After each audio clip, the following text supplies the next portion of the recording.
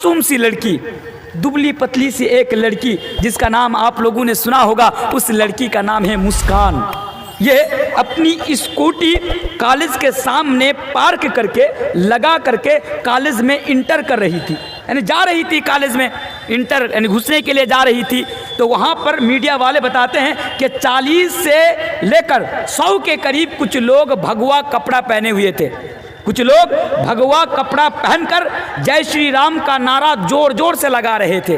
फिर भी जब वो लड़की नहीं डरी तो उनके सामने आया, वो भीड़ उनके सामने आई, वो झुंड उनके सामने आया और उनको डराना चाहा और उनके सामने जय श्री राम का नारा जोर जोर से लगाया। लेकिन मेरे भाइयों, वो मुस्कान उन लोगों से नहीं डरी, उनकी भीड़ देखकर और झुंड देखकर नहीं डरी, और उसने अल्लाहु अकबर का 3 मर्तबा नारा बुलंद किया और कहा अल्लाहु अकबर, अल्लाहु अकबर, अल्लाहु अकबर, अल्लाहु अकबर। बाद में मुस्कान से पूछा गया, बाद में मुस्कान से आस्क किया गया, उनसे सवाल किया गया कि ए मुस्कान, क्या आपको उस भीड़ को देखकर आपको डर नहीं लगी?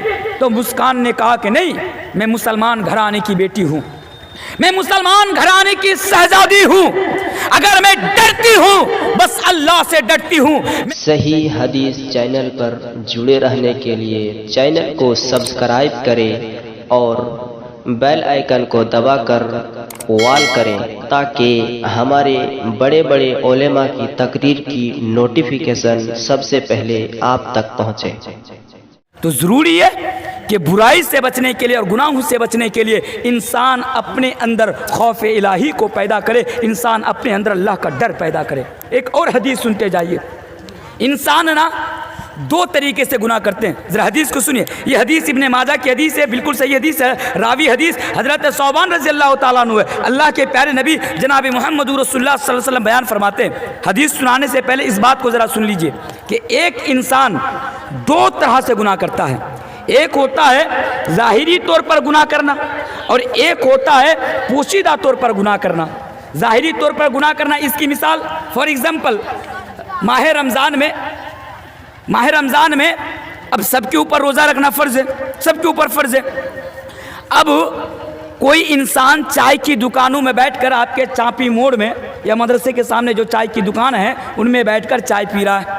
अब आप वहाँ से गुज़र रहे हैं, आपकी नज़र उस इंसान पर पड़ी, बेवकूफ़, माह रमज़ान में चाय पीता हुआ नजर नहीं, इसने रोज़ा नहीं रखा हुआ, इसने रोज़ा नहीं रखा है। तो आप उसके पास गए, जाने के बाद कहते हैं अरे नालायक, कम से कम शर्म तो करो कि माह रमज़ान का महीना चल रहा है और तुम रोज़ा रखे, तुम रोज़ा नहीं रखे हो, तुम चाय पी रहे हो, अरे नालायक शर्म तो करो। लेकिन जवाब आता है, क्या जवाब आता है? अरे जब अल्लाह से नहीं डरना तो लोगों से क्या डरना? जवाब आता है कि नहीं आता है? कोई गलत काम करते हैं आपकी नज़र के सामने, जब आप उसको मना करते हैं, रोकते हैं, टोकते हैं, तो कहता है कि जब अल्लाह से नहीं डरना तो लोगों से क्या डरना? तो ये होता है ज़ाहिरी तौर पर गुनाह करना, ये होता है ज़ाहिरी तौर पर गुनाह करना, और एक होता है बातिनी तौर पर गुनाह करना। अब मसलन आपके गाँव में एक मौलवी साहब है, अब गाँव में मौलवी साहब का बड़ा एहतराम है, मौलवी साहब का दर्जा बहुत आला है, बुलंद है। अब इमाम साहब, अब वो मौलवी साहब जो है उनको बीड़ी पीने की आदत है, मिसाल दे रहा हूँ, पोशीदा तौर पर गुनाह करना और ज़ाहिरी तौर पर गुनाह करना। अब मौलवी साहब जो है उसको बीड़ी पीने की आदत है, लेकिन साहब ये डरते हैं, ये सोच कर डरते हैं कि अगर मैं लोगों की नज़र के सामने, अगर मैं लोगों के सामने अगर बीड़ी पीऊँगा, लोगों के सामने अगर मैं सिगरेट पीऊँगा तो मेरा जो दर्जा है, मेरा जो मर्तबा है वो लोगों की नज़र में घट जाएगा। तो मौलवी साहब क्या करते हैं? मकई की खेत में जाकर बीड़ी पीते हैं। मौलवी साहब क्या करते हैं? लोगों की नज़र से छिपकर बीड़ी पीते हैं। मौलवी साहब क्या करते हैं? तन्हाई में जाकर बीड़ी पीते हैं। लेकिन ज़रा देखिए, ये होता है तन्हाई में गुनाह करना, यानी पोशीदा गुनाह करना। दोनों चीज़ सामने हो गई। अब हदीस सुनते जाइए, इब्ने माजा की सही हदीस है। अल्लाह के प्यारे रसूल जनाब मोहम्मद रसूलुल्लाह सल्लल्लाहु अलैहि वसल्लम बयान फरमाते हैं, जो लोग खड़े हैं बैठ जाइए, जो लोग खड़े हैं आपसे गुजारिश करता हूँ कि बैठ जाएं, ऐसे भी मजमा खाली है, अब बैठ जाएं। अल्लाह के प्यारे नबी बयान फरमाते हैं, आए लोगों, कल कयामत के रोज मैदान महशर में मेरी उम्मतों में से कुछ लोग ऐसे आएंगे جن کے پاس نیکیاں ہی نیکیاں ہوں گی، جن کے نامہ اعمال میں نیکیاں ہی نیکیاں ہوں گی۔ حدیث کے الفاظ ہیں کہ تہامہ پہاڑ کے برابر نیکیاں ہوں گی، لیکن اللہ کے نبی بیان فرماتے ہیں کہ کل قیامت کے روز ان کی تمام نیکیوں کو برباد کر دی جائے گی، ان کی تمام نیکیاں برباد ہو جائیں گی، ان کی تمام نیکیاں ضائع ہو جائے گی، تمام نیکیاں برباد ہو جائے گی۔ حضرت ثوبان رضی اللہ تعالیٰ عنہ سوال کرتے ہیں، یا رسول اللہ، یا اللہ کے رسول، وہ کون سے بد نصیب لوگ ہیں، وہ کون سے بد نصیب شخص ہیں جو تہامہ پہاڑ کے برابر نیکیاں لے کر آئے گا، اس کے باوجود بھی ان کی نیکیاں ان کو جنت تک نہیں لے جا پائیں گی، ان کی نیکیاں ان کو اللہ کے عذاب سے بچا نہیں پائیں گی، ان کی نیکیاں ان کو جہنم کی آگ سے بچا نہیں پائیں گی۔ حدیث سنیے، نبی بیان فرماتے ہیں کہ میری امتوں میں سے کچھ لوگ ایسے آئیں گے جن کے پاس تہامہ پہاڑ کے برابر نیکیاں ہوں گی، یعنی بہت ساری نیکیاں ہوں گی، لیکن کل قیامت کے روز ان کی نیکیاں کام نہ آئیں گی، ان کی نیکیاں برباد ہو جائیں گی، ان کی نیکیاں ضائع ہو جائیں گی۔ ثوبان نے سوال کیا کہ اللہ کے رسول، وہ کون سے بد نصیب لوگ ہیں جو اتنی ساری نیکیاں تو لائیں گے لیکن لانے کے باوجود وہ جنت تک نہیں جا پائے گا، یعنی ان کی نیکیاں ان کو اللہ کے عذاب سے نہیں بچا پائیں گی، وہ کون لوگ ہیں؟ تو اللہ کے پیارے رسول جناب محمد رسول اللہ پڑھیے صلی اللہ علیہ وسلم نے بیان فرمایا تھا کہ وہ لوگ ہیں جو تنہائیوں میں برائی کا ارتکاب کیا کرتا تھا، وہ لوگ ہیں جو تنہائیوں میں غلط کام کیا کرتا تھا، وہ لوگ ہیں کہ لوگوں کی نظر سے چھپ کر غلط کام وہ انجام دیا کرتا تھا، برائیاں کرتا تھا، گناہ کرتا تھا، تنہائیوں میں وہ گناہ سے نہیں بچ پاتا تھا۔ تو میرے بھائیوں، یہ حدیث میں نے آپ کے سامنے کیوں پڑھی؟ میں نے یہ حدیث آپ کے سامنے اس لیے پڑھی کہ آج کی تاریخ میں، آج کے اس دور میں ظاہری طور پر گناہ سے بچ جانا یہ تو کچھ حد تک آسان ہے، لیکن تنہائیوں کے گناہ سے بچنا اور تنہائیوں کی برائی سے بچنا یہ ہمارے لیے اور آپ کے لیے بہت مشکل ہے، کیونکہ سب کے ہاتھ میں آج موبائل فون ہے۔ اور آج انسان اس بات کو بھی یاد رکھے گا، میں یہ نہیں کہتا ہوں کہ آپ اس لیے جہنم کے اندر جائیں گے، میں یہ نہیں کہتا ہوں، اگر کل آپ جہنم کے اندر جائیں گے نا، بات کو سنیے، ان کو خاموش کرائیے نا، کوئی ان کو خاموش کرائیے، اگر آپ جہنم کے اندر جائیں گے، پھر سے سنیں، میں یہ نہیں کہہ رہا ہوں کہ آپ اس لیے جائیں گے، اگر کل خدا نہ خواستہ اگر آپ جہنم کے اندر جائیں گے تو اس میں میرے بھائیوں موبائل فون کا بڑا اہم رول ہوگا۔ بات سمجھ میں آئی؟ موبائل فون کا بڑا اہم رول ہوگا، کیونکہ آج ہم اور آپ موبائل کے فتنوں سے نہیں بچ پا رہے ہیں، موبائل کی برائی سے نہیں بچ پا رہے ہیں۔ نوجوانوں کو دیکھیے، سب کے ہاتھ میں آج موبائل فون ہے، کیا کر رہے ہیں آج نوجوان، ہمارے نوجوان آج آئیڈیا بدل کر لڑکیوں کے ساتھ گندی چیٹنگ کرنے میں مصروف رہتا ہے، رات میں سونے کو گیا سوتا نہیں ہے، رات بھر لڑکیوں کے ساتھ بات کرتا رہتا ہے، ویڈیو کالنگ میں بات کرتا رہتا ہے، اللہ جانے اور کیا کرتا ہے، وہی بہتر جانتا ہے اور اللہ جانتا ہے۔ میرے بھائیوں، یہ موبائل کی برائی ہے، اگر آپ اس سے بھی بچنا چاہتے ہیں، موبائل کے فتنے سے بھی بچنا چاہتے ہیں میرے بھائیوں، تو ضروری ہے کہ آپ اپنے اندر اللہ کا ڈر پیدا کر لیجئے۔ جب آپ کو دل کرے کہ نہیں صاحب یہ کر لوں، چلو یہ ویڈیو دیکھ لوں، چلو اس لڑکی سے ویڈیو کالنگ میں بات کر لوں، یا یہ کر لوں وہ کر لوں، آپ جو کرتے ہیں جب دل کرے تو یہ احساس آپ کے اندر ہونا چاہیے کہ کوئی دیکھے یا نہ دیکھے، کوئی دیکھے یا نہ دیکھے، کسی کو معلوم چلے یا نہ چلے، کسی کو پتہ چلے یا نہ چلے، پر میرا اللہ دیکھ رہا ہے، میرا رب دیکھ رہا ہے۔ جب یہ چیز آپ کے اندر پیدا ہو جائے گی تبھی آپ برائی سے اور اس فتنہ سے بچ پائیں گے، ورنہ آپ نہیں بچ پائیں گے۔ اس لیے بار بار میں آپ سے یہ میسیج دینا چاہوں گا اور دے رہا ہوں کہ آپ اپنے اندر اللہ کا ڈر پیدا کر لیجئے اگر آپ برائی سے اور گمراہی سے بچنا چاہتے ہیں تو۔ آئیے اور ایک چیز بتا کر چلا جاتا ہوں آپ لوگوں کے سامنے، اللہ کا ڈر اگر کسی انسان کے اندر پیدا ہو جائے نا تو اس میں دو فائدہ ہوتا ہے۔ کتنے فائدے ہوتے ہیں؟ اس میں دو فائدہ ملتا ہے۔ جب انسان کے اندر اللہ کا ڈر، اگر آپ کے اندر اللہ کا ڈر پیدا ہوگا تو آپ کو دو فائدہ ملے گا۔ پہلا فائدہ کیا ہے؟ پہلا فائدہ تو یہ ہے کہ آپ برائی سے اور غلط کام سے بچ جائیں گے، غلط کام سے بچ جائیں گے۔ اور دوسرا فائدہ یہ ہے کہ آپ دنیا میں نڈر ہو جائیں گے۔ دنیا میں پھر آپ کسی نیتا، منتری، ونتری، سنتری، فنتری، لنتری ان لوگوں سے آپ نہیں ڈریں گے۔ کب؟ جب اللہ کا ڈر آپ کے اندر پیدا ہو جائے گا، پھر آپ دنیا کے اندر کسی انسان سے آپ کو ڈر ہی نہیں لگے گا، دنیا کے اندر کسی چیز سے آپ کو ڈر ہی نہیں لگے گا، کیونکہ آپ نڈر ہو کر زندگی گزاریں گے جب آپ کے اندر اللہ کا ڈر پیدا ہو جائے گا۔ اس کی ایک جیتی جاگتی مثال میں آپ لوگوں کو دینا چاہوں گا۔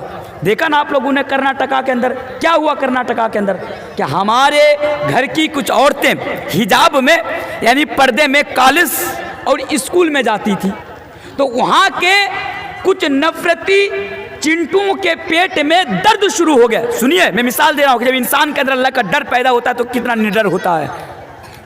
بھائی ان کو سامنے سے ہٹائیے، تو ان لوگوں کو الگ الگ کر دیجئے۔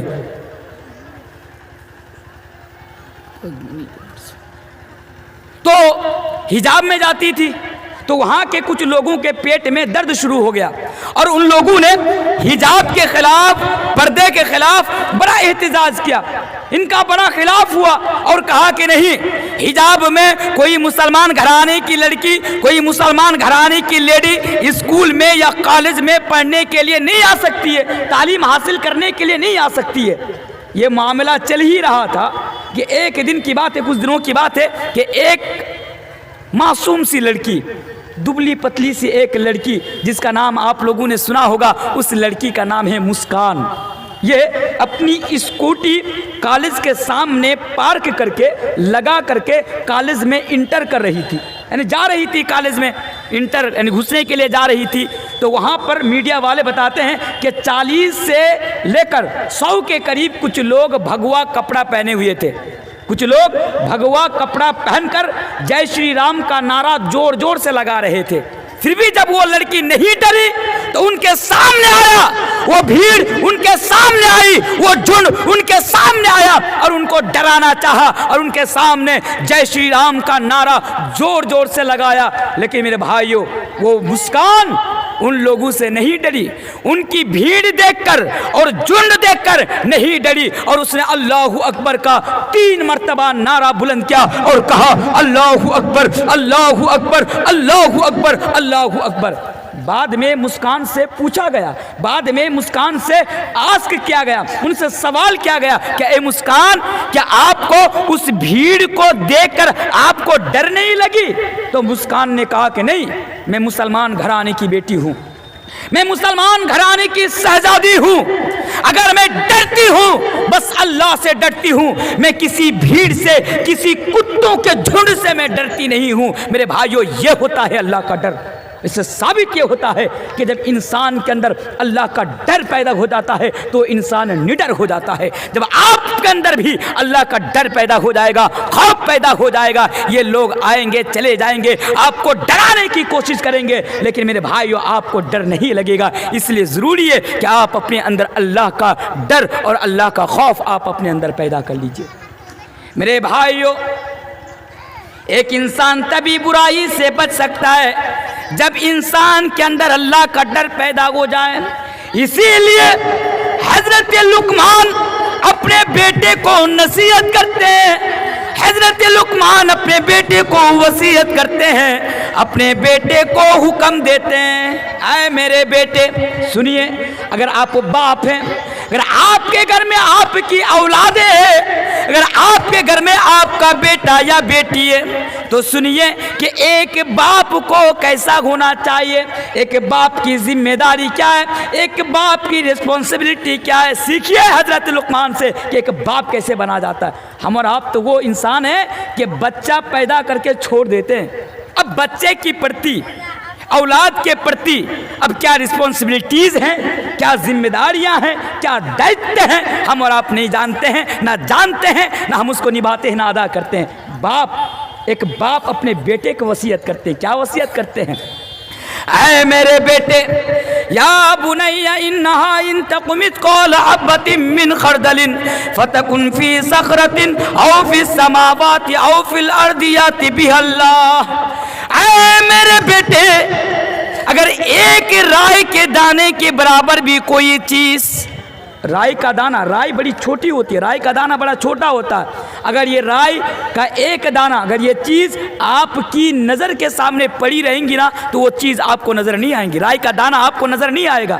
لیکن کیا مثال دے رہے ہیں حضرت لقمان اپنے بیٹے کو اور کس انداز میں سمجھا رہے ہیں. اے میرے بیٹے یا بنی انا ان تک مثقال حبۃ من خردل فتکن فی صخرۃ او فی السماوات او فی الارض یأتی بها اللہ.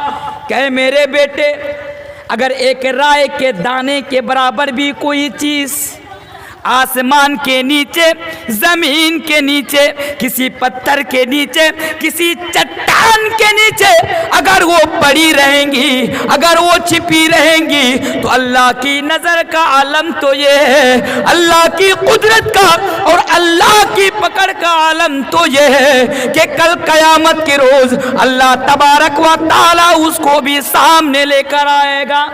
کیا میسج دیا؟ یعنی اپنے بیٹے کو یہ سمجھایا کہ میرے بیٹے اگر تم دنیا کے اندر، اے میرے بیٹے اگر تم دنیا کے اندر اگر کوئی غلط کام کرو گے، چاہے وہ لوگوں کی نظر میں ہو یا لوگوں کی نظر سے آڑ ہو کر، یا وہ بڑا ہو یا چھوٹا ہو، تم کوئی بھی کام کرو گے تو کل قیامت کے دن اس کا بدلہ تم کو دے دیا جائے گا. اگر تم اچھا کام کرو گے تو اس کا بھی بدلہ دے دیا جائے گا، اگر برا کام کرو گے، اگر غلط کام کرو گے تو اس کا بھی بدلہ تم کو دے دیا جائے گا. اللہ قرآن کریم کے اندر بیان فرماتا ہے اگر ذرہ برابر بھی نہ، اگر ذرہ رائی کے دانے کے برابر بھی نہ اگر آپ غلط کام کریں گے تو کل قیامت کے روز اس کی سزا آپ کو ضرور ملے گی. اگر پھر ذرہ برابر اگر آپ اچھا کام کریں گے، نیکی کریں گے تو کل قیامت کے روز اس کا بھی بدلہ آپ کو دے دیا جائے گا. آپ کے ساتھ کل قیامت کے روز ناانصافی نہیں کی جائے گی میرے بھائیوں. تو حضرت لقمان علیہ السلام اپنے بیٹے سے وصیت کر رہے ہیں، اپنے بیٹوں سے کہہ رہے ہیں کہ میرے بیٹے تم اپنے اندر اللہ کا ڈر پیدا کر لینا، اللہ کا خوف پیدا کر لینا، کیونکہ آج تم دنیا میں جو کچھ کر رہے ہو کل قیامت کے روز اللہ کی طرف سے تم کو بدلہ دیا جائے گا.